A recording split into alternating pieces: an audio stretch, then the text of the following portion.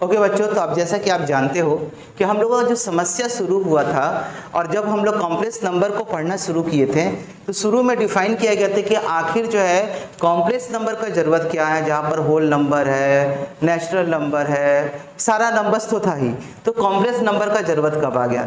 तो याद होगा आप लोगों को जब हम लोग क्लास 10 में क्वाड्रेटिक इक्वेशन सॉल्व कर रहे थे तो उसमें 3 सिचुएशंस आते थे सॉल्व करते समय, तो जिससे हम लोग डी का वैल्यू निकल, श्रीधराचार्य रूल का फॉर्मेट से जब हम लोग सॉल्व करते थे तो डी का वैल्यू निकालते थे कि कॉम्प्लेक्स इस इक्वेशन को सॉल्व कर पाएंगे कि नहीं कर पाएंगे, इसको जज करने के लिए और रूट के नेचर को समझने के लिए। तो डी का वैल्यू निकालते थे डिस्क्रिमिनेंट का, जो अगर डी का वैल्यू अगर 0 के बराबर होता था तो हम लोग कहते थे कि इसका 2 रूट्स निकलेगा, दोनों रूट इक्वल और रियल होगा, real roots and equal roots होगा, ठीक है। और डी का वैल्यू अगर ग्रेटर देन 0 निकलता था, यानी डी का वैल्यू 0 से ग्रेटर देन होता था, तब हम लोग समझ जाते थे कि हाँ दोनों रियल रूट भी होगा और roots will be unique, different roots होंगे, है ना, यूनिक रूट्स होंगे। और उसके बाद जब अगर प्रॉब्लम आ जाता था कब, जब रूट डी का वैल्यू जो है नेगेटिव नंबर होता था, नेगेटिव रियल नंबर होता था, तब क्या होता था, रूट डी का वैल्यू जो है नहीं निकल पाता था। तो यहीं पर प्रॉब्लम आ जाता था जिसकी वजह से हम लोग जो है रूट्स को डिटरमाइन नहीं, और कहते थे कि इसका रूट्स अगर होगा भी तो इमेजिनरी रूट्स होगा। तो आज वहीं से आया इमेजिनरी नंबर्स, और आज हम लोग जो इसी तरीके का क्वाड्रेटिक इक्वेशन को सॉल्व करेंगे जिसमें इमेजिनरी रूट्स हम लोगों के सामने में एनकाउंटर होगा, ठीक है ना, या हम लोग उसको जो है देखेंगे। तो आप जैसा कि जानते हैं क्वाड्रेटिक इक्वेशन का बेसिक फॉर्म क्या होता है, ax² plus bx plus c equals to 0। ये क्वाड्रेटिक इक्वेशन का फॉर्म है, जहाँ पर जो है x² जो है उसका पावर, इसका जो वेरिएबल है उसका पावर 2 होता है। इसी से समझ में आता है कि इसमें 2 सोल्यूशन होगा।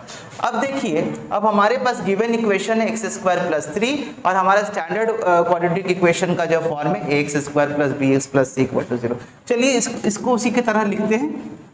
तो अगर हम यहाँ पर देखें तो हम यहाँ लिख सकते हैं ये 3x², ओके, और प्लस यहाँ पे 3 आ गया, और यहाँ पर हम लिख सकते हैं 0x और ये इक्वल टू 0, है ना, इस तरीका से। तो हम यहाँ से क्या फाइंड आउट कर पा रहे हैं कि a का वैल्यू 3 है, b का वैल्यू जो है यहाँ पर 0 है, और c का वैल्यू क्या है, c का वैल्यू भी 3 है कि नहीं। समझ लीजिए इस इक्वेशन को x² प्लस 3 इक्वल टू 0, इस इक्वेशन को हम इस फॉर्मेट में लिख सकते हैं 3x सॉरी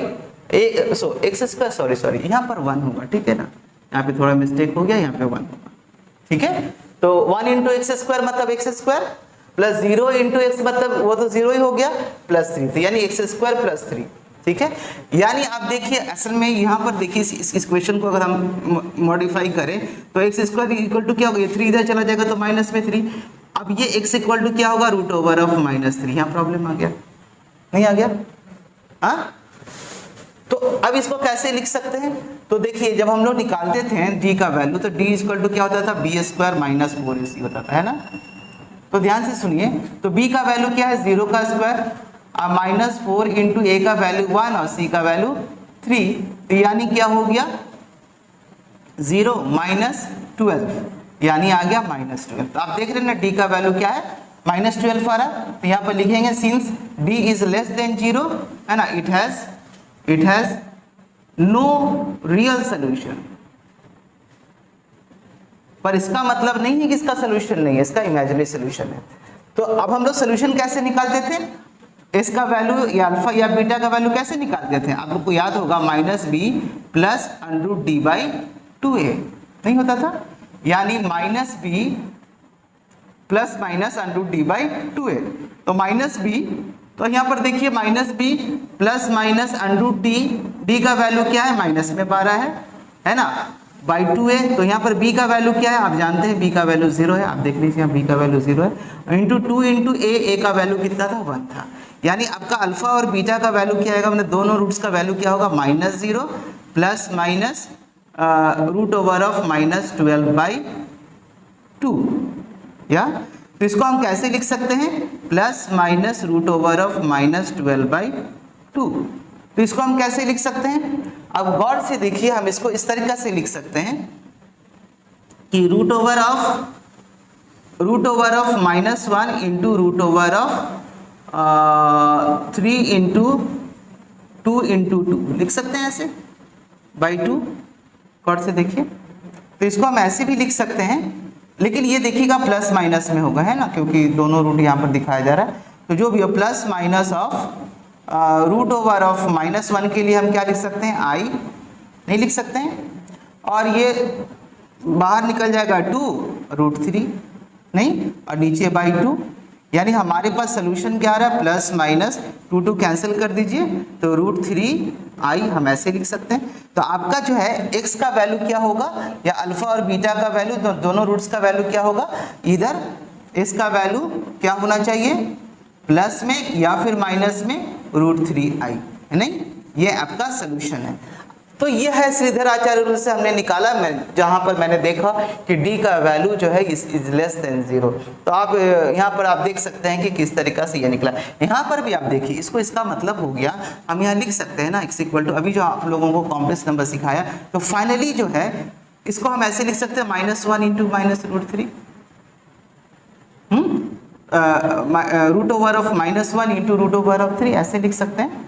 तो इसका मतलब x इक्वल टू क्या होगा, i into root over of 3, ठीक है। तो हमारे पास ये सोल्यूशन हो गया, ठीक है ना।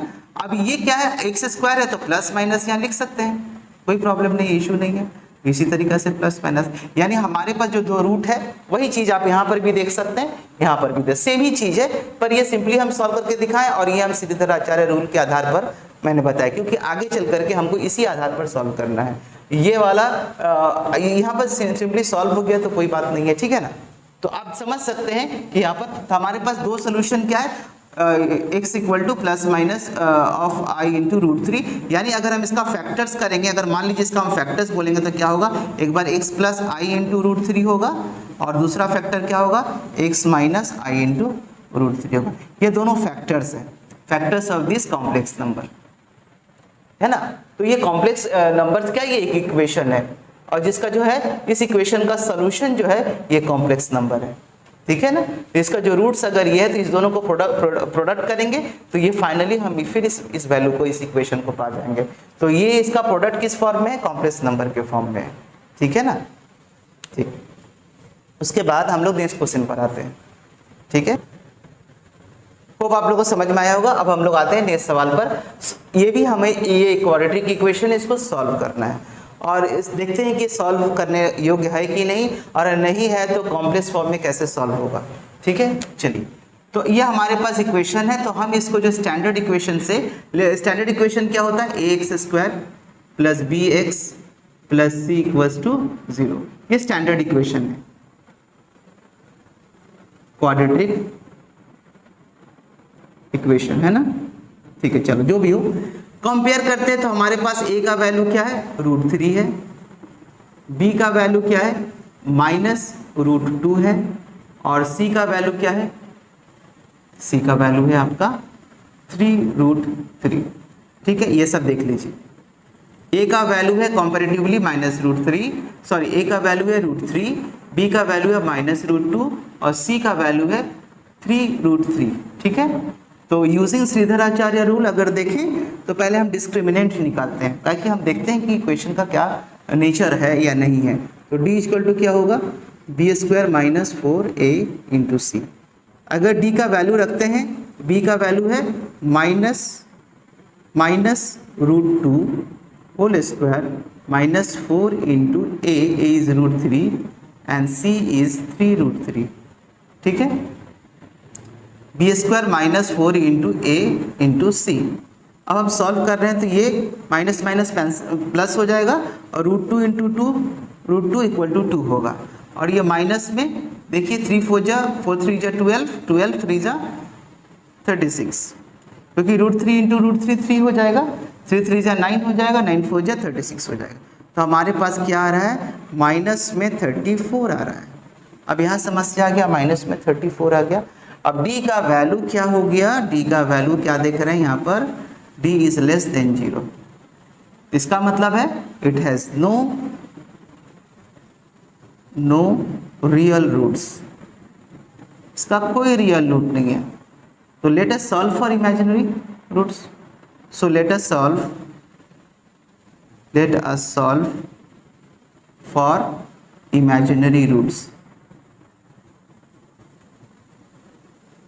Okay, so let us solve for it.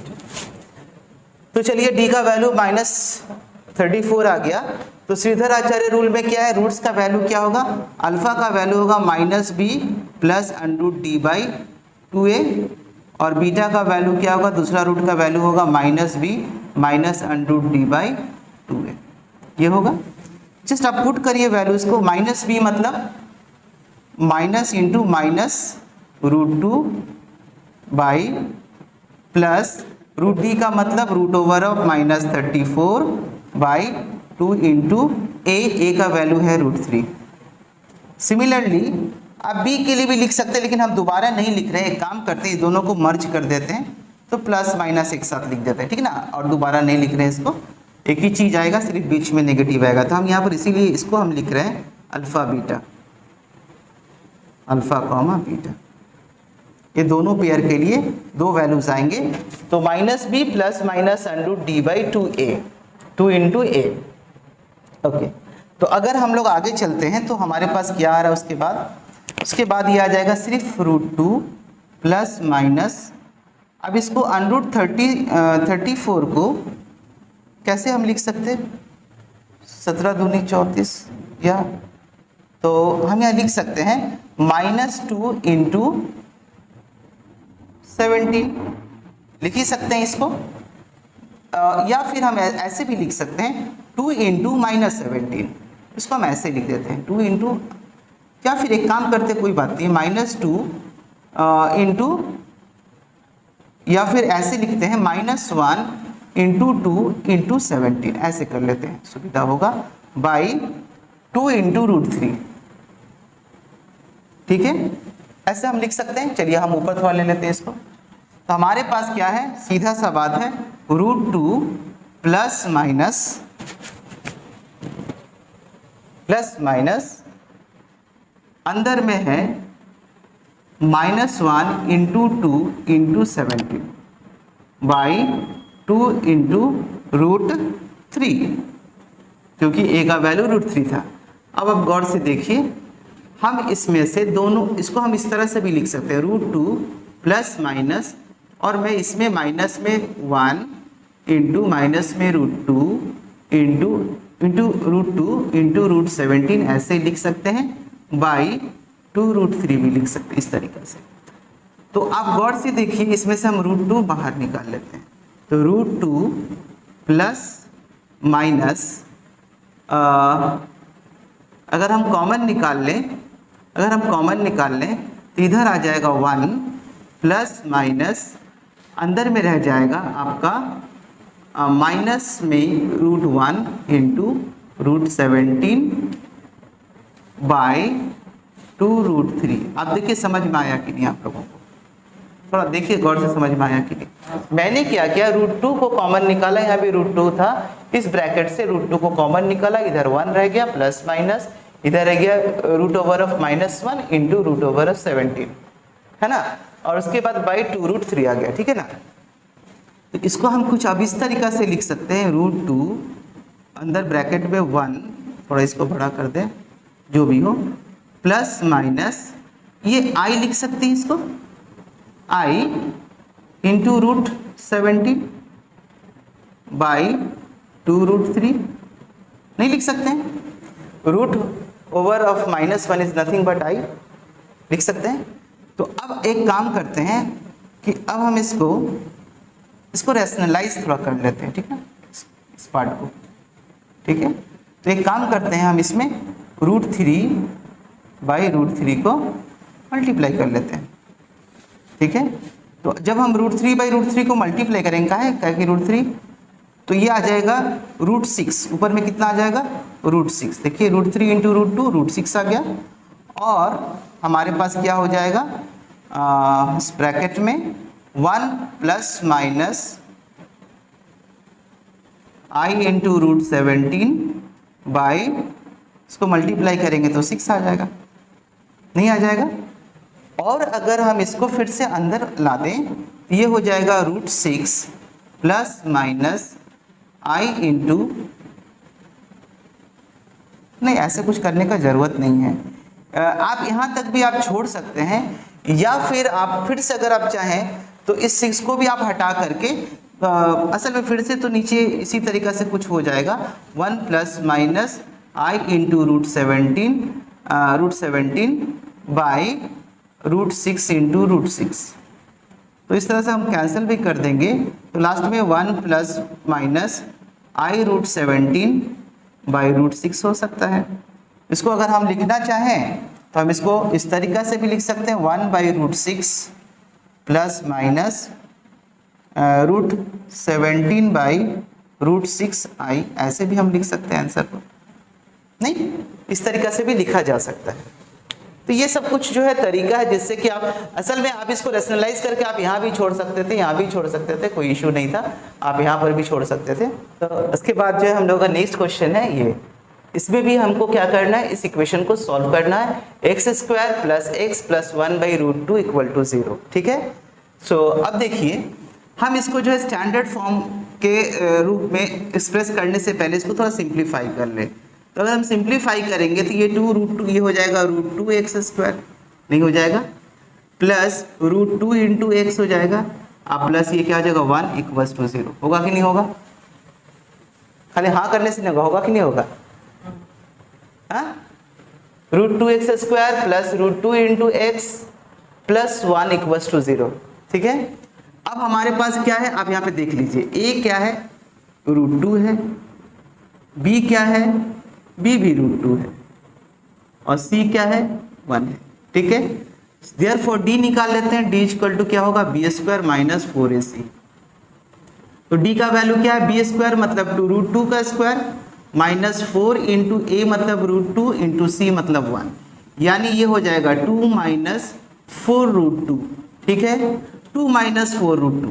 Obviously ये ग्रेटर देन ये ज़्यादा बड़ा है पर नेगेटिव में, ये स्मॉल में, तो सिंस यहाँ पर फिर से देखिए, since d is less than 0 therefore it has no real root।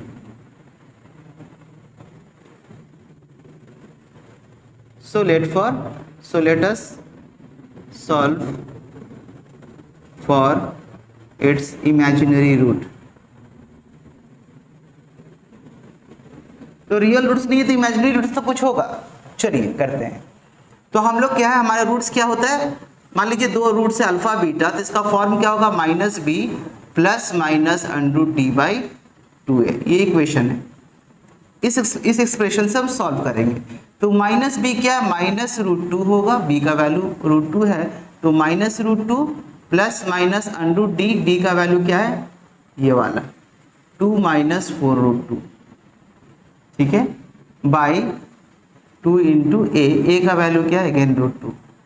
ठीक है, इसका मतलब है, अब एक ध्यान से देखिए, √2 प्लस माइनस √2 माइनस 4 है। तो इसमें से हम एक काम करते हैं, दोनों में से अगर मान लीजिए 2 निकाल लेते हैं, अगर मान लीजिए हम 2 कॉमन निकाल लेते हैं, तो यहाँ पर कितना रह जाएगा 1 माइनस 2√2, नहीं रह गया? हाँ, ये रह गया। लेकिन इससे अच्छा क्या है कि हम दोनों में से √2 कॉमन निकाल लेते हैं, फिर हम उसमें से भी बाहर निकाल सकते हैं, ताकि हम नीचे से सिंप्लीफाई कर सकें। देखिए, तो इसको हम इस तरीके से लिख सकते हैं, √2 इसमें इसके अंदर 2 है, इस दोनों में से हम कॉमन निकाल रहे हैं 2, और जब हम 2 निकाल रहे हैं तो हमारे पास √d, तो एक्चुअली इसमें से 2 कॉमन अगर √2 है तो इसमें भी √2 है, √2 प्लस माइनस मुझे थोड़ा सा तो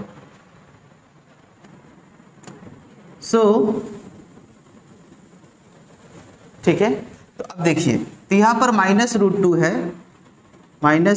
है, प्लस माइनस, अब देखिए गौर से इसमें देखिए, दोनों में से हम 2 कॉमन निकाल ले रहे हैं।